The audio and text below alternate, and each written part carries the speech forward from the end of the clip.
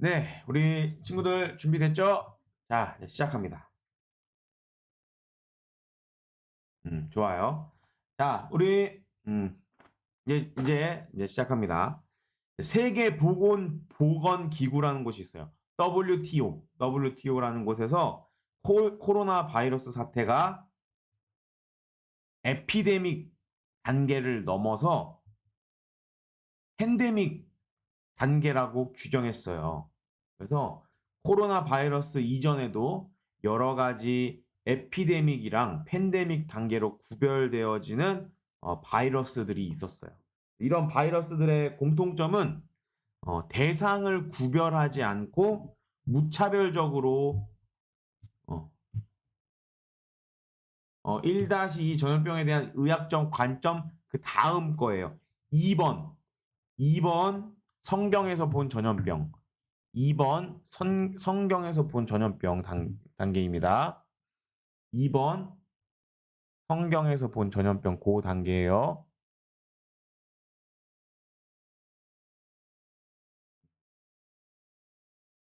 아무래도 강도사님이 오늘은 이렇게 한번 해봐야겠어요. 자, 여러분 채팅을 봐야 되니까 여러분 채팅을 보기 위해서 이렇게 따로 하나를 켜두고 채팅을 요걸로 보면서 해볼게요. 잘 보인다. 1-2가 아니라 2번입니다. 2번. 1-2 다음 거. 그 다음 거 성경에서 본 전염병이에요. 그래서 이런 바이러스들의 공통점은 대상을 구별하지 않고 무차별적으로 공격한다라는 거예요. 그러니까 바이러스에 대한 위험은 모든 사람에게 동일하게 지금 위협이 되는 단계예요. 그래서 우리 친구들이 전염병 단계에 6단계가 있어요. 그거를 한번 볼게요. 1단계는 야생동물들 사이에서 바이러스가 돌고 있는 상황. 그러니까 사람에게는 전혀 해가 없고 야생동물에게만 지금 있는 단계예요. 그 단계에서 2단계로 넘어가면 야생동물이 아니라 인간과 가까이에 있는 가축들한테 그 바이러스가 돌고 있어요. 그리고 아직까지는 사람에게 그런 동물들의 바이러스가 옮지 않아요. 잠재적으로 이게 위험할 수 있는 단계예요. 그리고 3단계로 넘어가면 동물과 동물 그리고 동물에서 사람으로 전염이 이루어지기 시작해요. 근데 아직까지는 사람한테서 사람에게 옮겨지지 않아요. 무조건 동물을 거쳐서 사람에게 병이 오염되는 그런 단계가 3단계예요. 그런데 이제 4단계로 넘어가면 이제는 사람과 사람 사이에서 병들이 퍼지기 시작하고 그리고 이제 이 병들이 한 지역에서 여러 사람을 감염시키는 그런 일들이 생겨요. 그리고 이 에피데믹 단계를 넘어가면 그다음에 처하는 위험이 바로 이 팬데믹 단계인 거예요. 코로나 바이러스가 지금 팬데믹을 일으켰죠. 에피데믹보다 광범위한 영역에 걸쳐서 퍼지고 국가와 대륙 간의 전염이 아주 커져요. 음. 자, 그래서 우리 친구들이 보면 알겠지만 지금 이 코로나 바이러스가 한국에서는 그나마 좀 잠잠한데 유럽이랑 미국에서 지금 또 엄청나게 유행하고 있는 그런 상황이라는 것을 우리가 알 수 있어요. 그래서 1928년 스페인 독감, 그다음에 2009년에 조류 독감 이런 것들이 팬데믹 단계로 가기도 했어요. 네, 질문. 그 마이크 얼마예요? 마이크 가격 알고 싶은 분들은 강도사님한테 개인적으로 문자를 보내시면 알려주도록 하겠습니다. 자, 그래요. 우리 간린이, 소윤이, 시환이 어서 오세요. 네. 그래서 이 바이러스가 이렇게 전염이 되는 그런 상황이고 이 바이러스는 사람을 가리지 않고 많은 사람들한테 지금 위협이 되고 있는 상황이에요. 근데 우리 친구들이 한번 생각해 봤으면 좋겠어요. 전염병에 걸리는 것은 그 전염병에 걸린 사람이 죄가 있어서 병에 걸리는 걸까요? 아니면 이 아무 이유 없이 그냥 걸리는 걸까요? 바이러스에 전염되는 것이 죄 때문일까요? 아닐까요? 음. 성경적으로 봤을 때에는 피해자 개개인의 죄에 대한 심판의 결과가 아니에요. 지금 이 코로나 바이러스가 스페인에 있는 공주도 지금 걸렸고, 영국 왕세자, 왕자님도 걸렸고, 그리고 뭐 얼마 전에 어, 트럼프 대통령도 코로나 바이러스 걸렸죠. 그리고 여러 건강한 스포츠 운동선수들이나 연예인들이나 이나 영화배우도 또 갓난아기도 걸리기도 하고 노인분들도 걸리기도 하고 많은 사람들이 지금 바이러스에 걸리고 있어요. 네. 그리고 강도사님이 하나 말해주고 싶은 거는 조엘 비키라는 목사님도 코로나 바이러스에 걸렸어요. 이 코로나 바이러스는 이 그러기 때문에 죄에 대한 심판이 아니에요. 막 이 조엘 비키 목사님이 나쁜 짓 하고 못되게 살아 가지고 지금 이 코로나 바이러스 걸렸을까요? 아니에요. 이 조엘 비키 목사님은 이 설교에 관하여라는 이 책, 강도사님이 읽으려고 샀는데 아직 못 읽은 설교에 관하여라는 책, 그 책도 쓰셨고 여러 책들을 지으신 아주 어 똑똑하고 또 건강한 목회자예요. 근데 이 목사님도 지금 코로나 바이러스에 걸렸고 얼마 전에 나았다는 완치되었다는 소식을 들었어요. 그러면 과연 이 사람들이 죄를 더 많이 지었기 때문에 코로나 바이러스에 걸리고 코로나 바이러스 안 걸린 사람들은 죄를 조금 지었기 때문에 안 걸린 것인가? 성경에서는 과연 이거에 대해서 뭐라고 말하고 있는지에 대해서 오늘 한번 살펴보도록 하겠습니다. 여기 밑에 보면 강도사님이 에피데믹이랑 팬데믹의 뜻을 이렇게 적어놨어요. 우리 친구들 학교 가서 아는 척하면서 야 너네 에피데믹이 뭔지 알아? 너네 팬데믹이 뭔지는 알아? 이러면서 한번 잘난 척 좀 해보라고 강도사님이 이렇게 깨알 상식 정보들을 적어놨습니다. 네, 그러면 한번 같이 보겠습니다. 구약 성경에 나타난 전염병. 성경은 전염병을 재난의 한 종류로 표현하고 있어요. 우리가 이 모든 것들을 어떻게 봐야 하느냐? 바로 언약 관계에서 이해를 해야 돼요.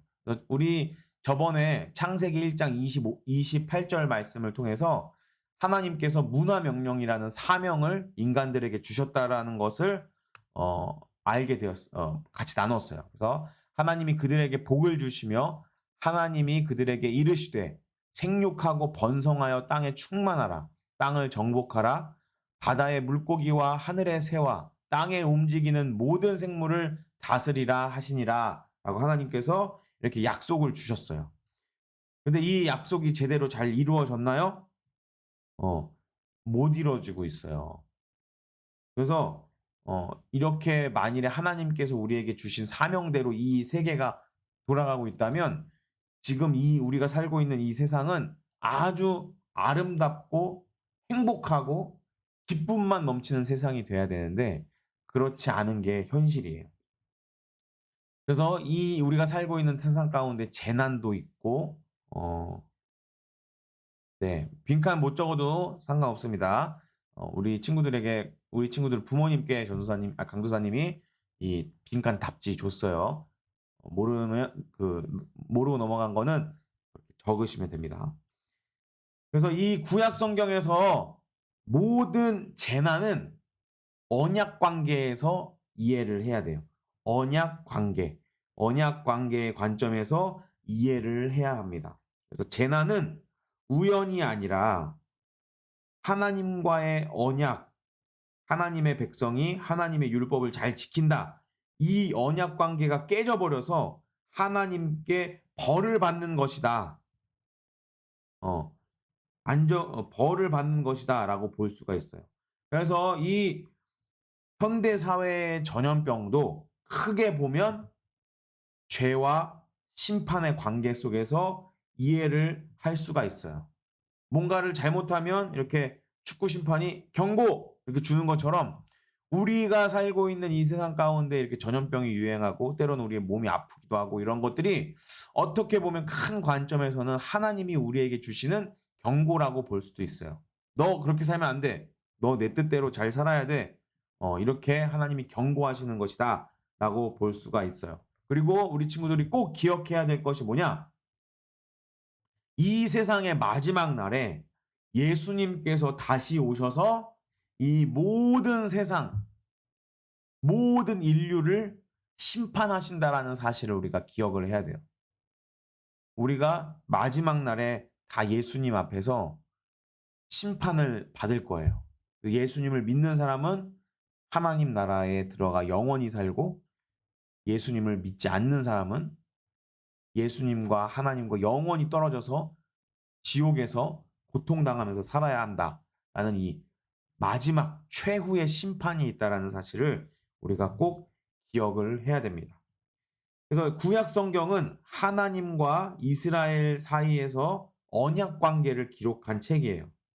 구약 성경에서 이스라엘 백성들이 하나님께 벌을 받아서 당하는 이런 재앙들, 자연재해와 전쟁과 질병, 이런 형태로 나타나요. 하나님께 벌을 받아서 당하는 것이 자연재해나 전쟁이나 질병으로 나타나기도 해요. 이런 자연재해의 모습은 어, 홍수, 가뭄, 지진, 메뚜기, 창궐 이런 모습들로 나타나요. 전쟁은 다른 민족이 쳐들어오거나 전쟁에서 패배하는 모습으로, 질병은 전염병의 모습으로 이렇게 나타나기도 합니다. 그래서 여기 세 가지 아이콘을 강도사님이 만들어 놨어요. 뭘 만들어 놨냐? 칼, 기근, 전염병. 요 세 가지. 칼, 기근, 전염병. 이 세 가지는 선지서에서 자주 쓰이는 심판의 용어다라는 것을 우리 친구들이 꼭 기억을 해야 합니다. 그래서 더 이제 구약 성경에 어떤 하나님의 심판이 나오는지 살펴볼게요. 첫 번째로 우리가 살펴볼 수 있는 것은 여호수아 7장에 나오는 아간의 이야기예요. 아간. 아간이라는 한 사람 때문에 아간 가족과 친척과 그리고 그에게 속한 모든 가축들이 다 전부 죽임을 당해요. 우리 여기에 있는 여호수아 7장 24절 말씀을 우리 친구들이랑 강도사님이랑 같이 한번 읽어보겠습니다. 자, 시작. 여호수아가 이스라엘 모든 사람과 더불어 세라의 아들 아간을 잡고 그 은과 그 외투와 그 금덩이와 그의 아들들과 그의 딸들과 그의 소들과 그의 나귀들과 그의 양들과 그의 장막과 그에게 속한 모든 것을 이끌고 아골 골짜기로 가서. 네, 아멘. 그래서 이 아간이라는 한 사람의 죄 때문에 가족들은 물론이고 그가 키우고 있던 동물들까지 다 죽임을 당하게 됩니다. 그래서 이 여기서 우리가 볼 수 있는 건 뭐냐면 구약 시대에는 공동체 사상이 있다. 공동체 사상을 찾아볼 수가 있어요.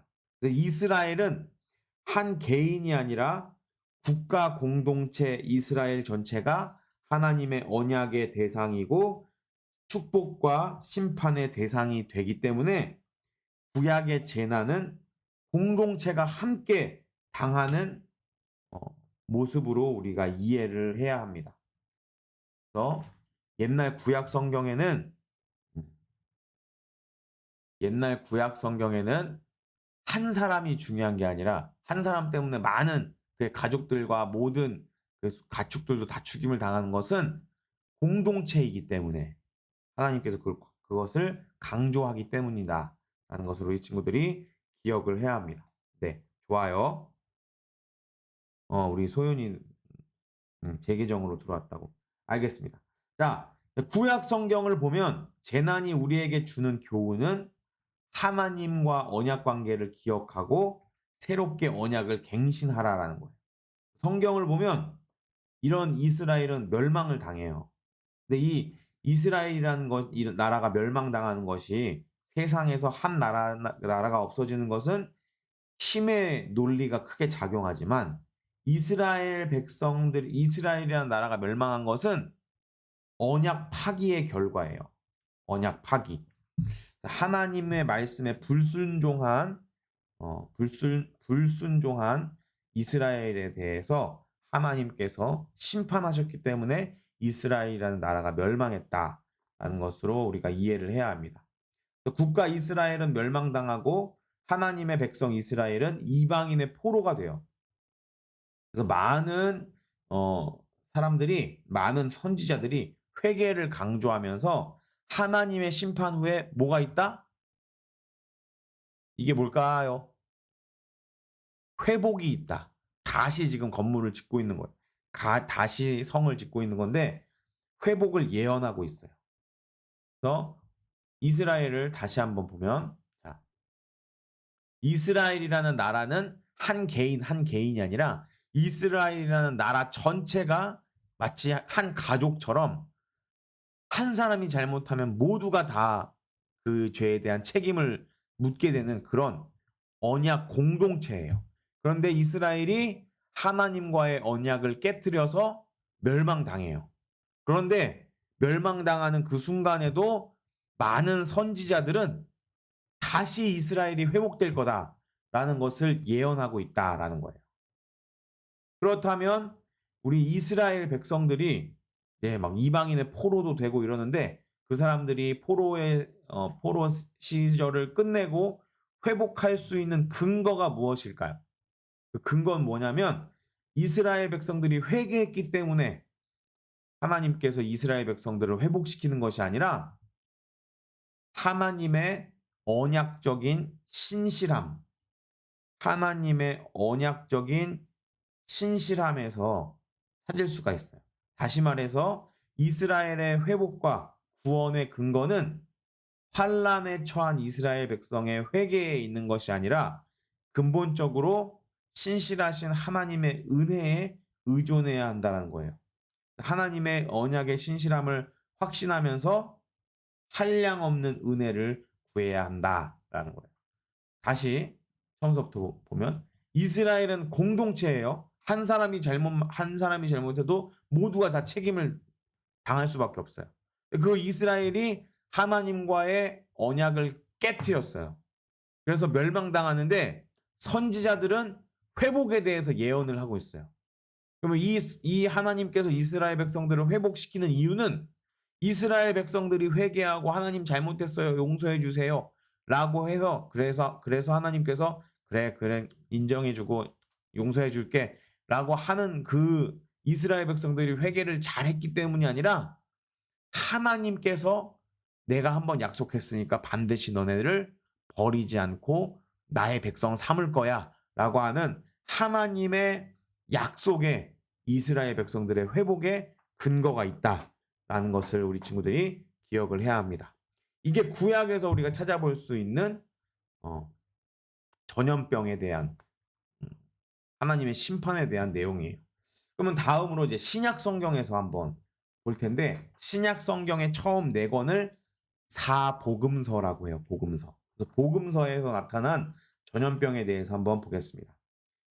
이 복음서를 보면 예수님께서 병자들을 고쳐주신 예수님의 치유 사역에 대해서 많이 기록을 하고 있어요. 예수님께서 사람들의 질병을 고쳐주신 것은 그분이 전능하신 분이다라는 사실을 나타내고 그분이 사람들을 불쌍히 여기셔서 자비를 베풀어 주시는 분이다라는 것을 보여주고 궁극적으로는 예수님이 누구다? 메시아다. 예수님께서 이사야서에 예언된 메시아다. 메시아라는 사실을 입증해 줘요. 그래서 복음서에는 다양한 질병들이 나와요. 여기 이렇게 다양한 질병들. 그래서 뭐 정신병, 혈류증, 중풍병, 열병, 원인을 알 수 없는 심각한 병, 일어나서 걷지 못하는 병, 나병, 앞을 보지 못하는 병, 그리고 말하지 못하는 병 등등 여러 가지 병들이 나와요. 그중에 나병이라는 병이 있어요. 나병. 나병은 악성 피부병인데 그 당시에 사람들은 나병에 걸리는 것이 하나님의 큰 저주라고 생각을 했어요. 그래서 나병 걸린 사람들을 천하게 천하게 대했어요. 나병에 걸린 사람들은 공동체에서 쫓겨나서 마을 밖에서 자기네들끼리 모여서 살면서 힘든 시간을 보내야 했어요. 그 나병 환자들은 육체적인 고통을 당해야 했을 뿐만이 아니라 사회적으로도 외톨이가 되었고 종교적으로도 부정했어요. 이것이 나병 환자들이 겪는 어 그런 어려움이었어요. 그래서 옛날에 예수님이 계실 때 당시에 대부분의 유대인들은 질병에 걸리거나 장애를 얻는 것이 죄 때문이라고 생각을 했어요. 의학이 발달하지 않은 고대에는 질병은 공포의 대상입니다. 공포의 대상. 태어나자마자 죽는 아이와 산모도 많았고 병에 걸려서 제대로 치료받기를 힘들어서 그냥 병을 가진 채로 지내는 경우도 많았어요. 그리고 전염병이 한번 돌면 한 마을에 있는 모든 사람들이 한꺼번에 죽어버리기도 했어요. 그래서 옛날 사람들은 병을 고쳐주는 예수님에 대한 소식을 듣고 많은 사람들이 예수님 곁으로 모이게 된 이유도 여기에 하나 있어요. 만일에 지금 어 예수님이 오셔서 "예수님이 병을 고쳐 주신대."라고 하면 감기 걸린 사람들이 예수님한테 가서 병 고쳐 달라고 할까요? 아니면 그냥 집에서 감기약 먹고 푹 잘까요? 아마 가까이 있는 사람들은 신기해서 예수님한테 가겠지만 멀리 있는 사람들은 굳이 병원 가서 감기약 먹고 자면 병이 낫을 수 있는데 예수님한테까지 멀리에서 찾아오진 않을 거예요. 근데 옛날에는 많은 사람들이 예수님께 찾아온 이유는 아무도 병을 제대로 고쳐줄 수가 없었기 때문에 그 예수님이 병을 고쳐주신다라는 그런 소문을 듣고 예수님한테 몰리기도 했던 거예요. 그래서 예수님께서 사람들을 고쳐주시는 동시에 이렇게 예언을 하셨어요. 뭐라고 예언하셨냐? 누가복음 21장 11절에 큰 지진 곳곳에 큰 지진과 기근과 전염병이 있을 것이다 라고 말씀을 하고 경고를 하셨어요. 그리고 실제로 주후 70년에 예루살렘 성전이 파괴되는 과정에서 많은 사람들과 가축들이 죽고 그리고 전염병이 크게 창궐했어요.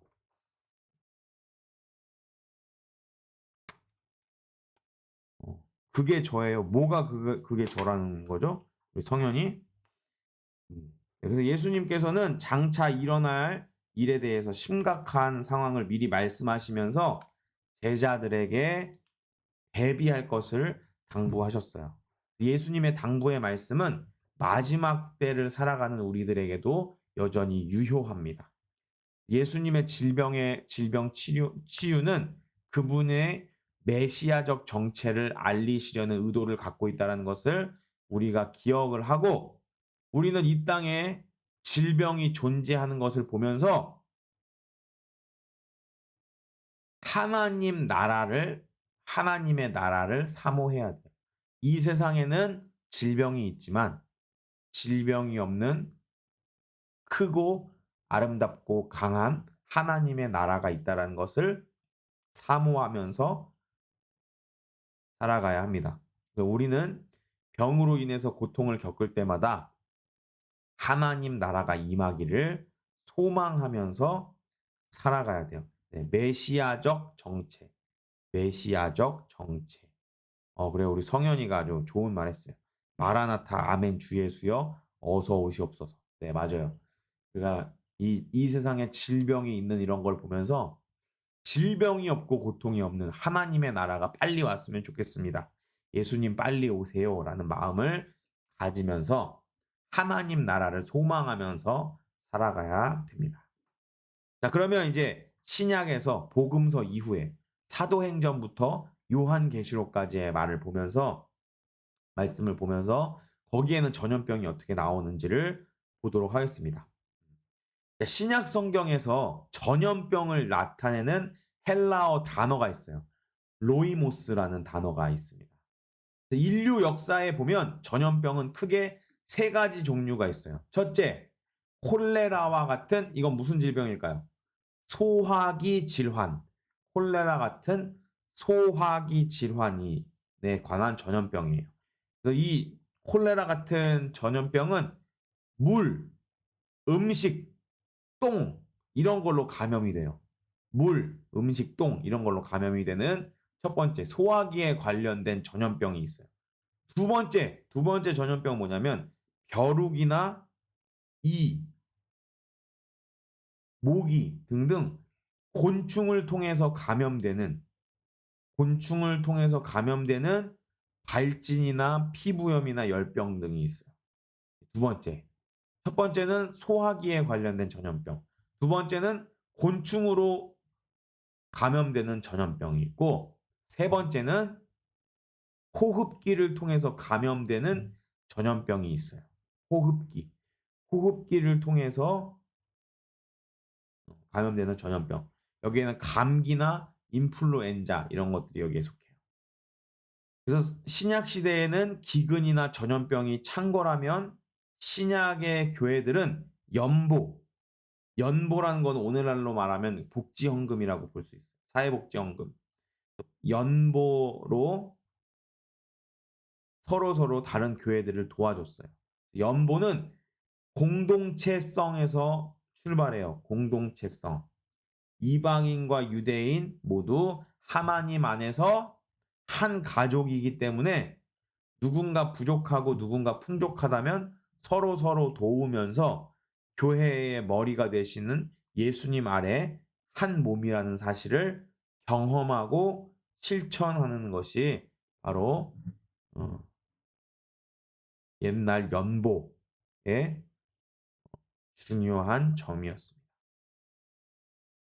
그래서 마치 한 가족인 것처럼 우리가 서로 사랑하면서 예수님 안에서 우리 한 가족이니까 서로 사랑하면서 머리 대신 예수님 아래 한 몸이라는 것을 우리가 기억을 하면서 살아가고 경험하고 실천하는 것이 옛날에 그런 연보라는 사회복지 헌금이었어요.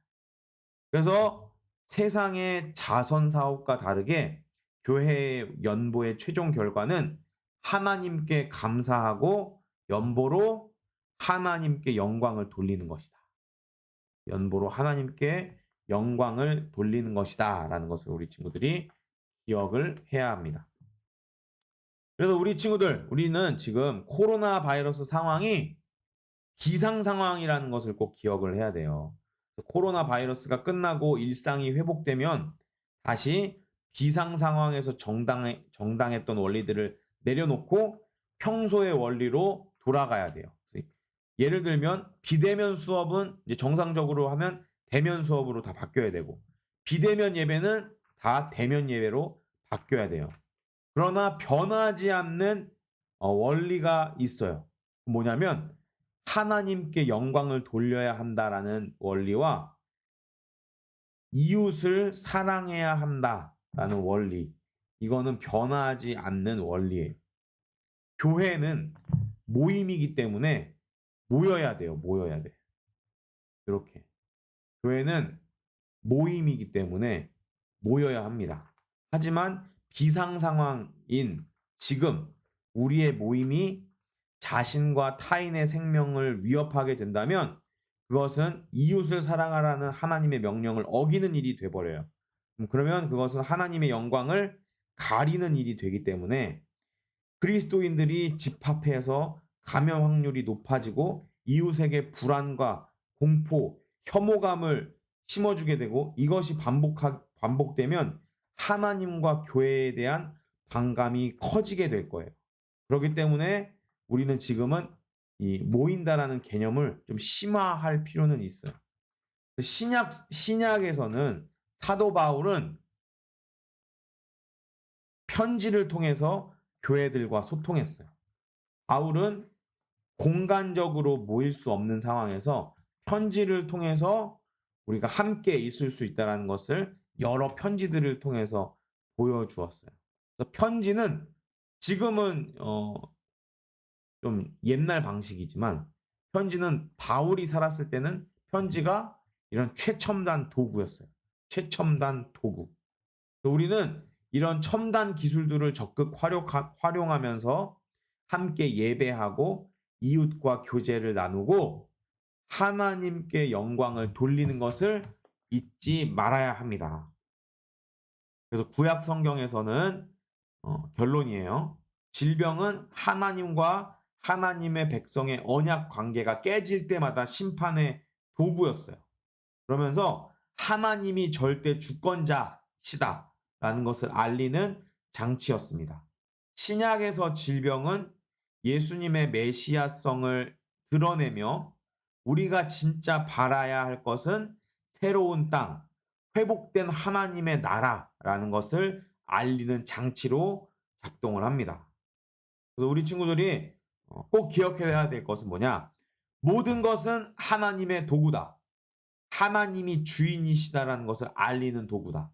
어떤 상황 속에서도 우리가 하나님께 집중해야 한다라는 것을 우리가 기억하면서 우리 모든 초등 3부 친구들도 하나님의 영광을 위해서 살아가는 그런 삶을 살아야 합니다.